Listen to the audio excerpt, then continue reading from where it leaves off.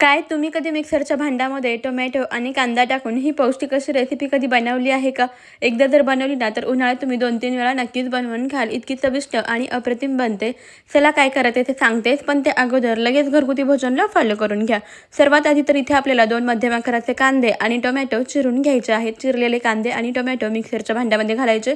सोबतच हिरवी मिरची, 4-5 लसणाच्या पाकळ्या, कोथिंबीर घालून मिक्सरला वाटून घ्यायचं. तयार झालेलं मिश्रण मिक्सिंग बाउलमध्ये काढून घ्यायचं. यामध्ये 1 वाटी ज्वारीचं पीठ थोडं थोडं करत घालायचं आणि मिश्रण बनवून घ्यायचं.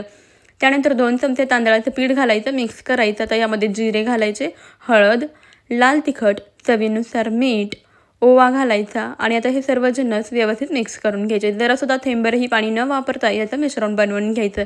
आता इथे मी वापरते ऑडी इको बेकचा पेपर, जो की ॲमेझॉनवरती उपलब्ध आहे, ब्लिंकिटवर आणि झेप्टोवर सुद्धा उपलब्ध आहे.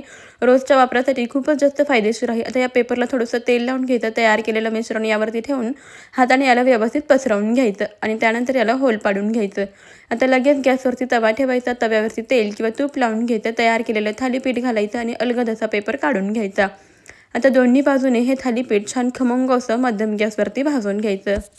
मस्त असे इथे आपले टोमॅटोचे खमंग चविष्ट असे थालीपीठ तयार झालेले आहेत. याला तुम्ही दहीसोबत किंवा तुमच्या आवडीच्या कोणत्याही चटणीसोबत सर्व करू शकता. रेसिपी आवडली असल्यास लाईक करा आणि घरगुती भोजनला फॉलो करा.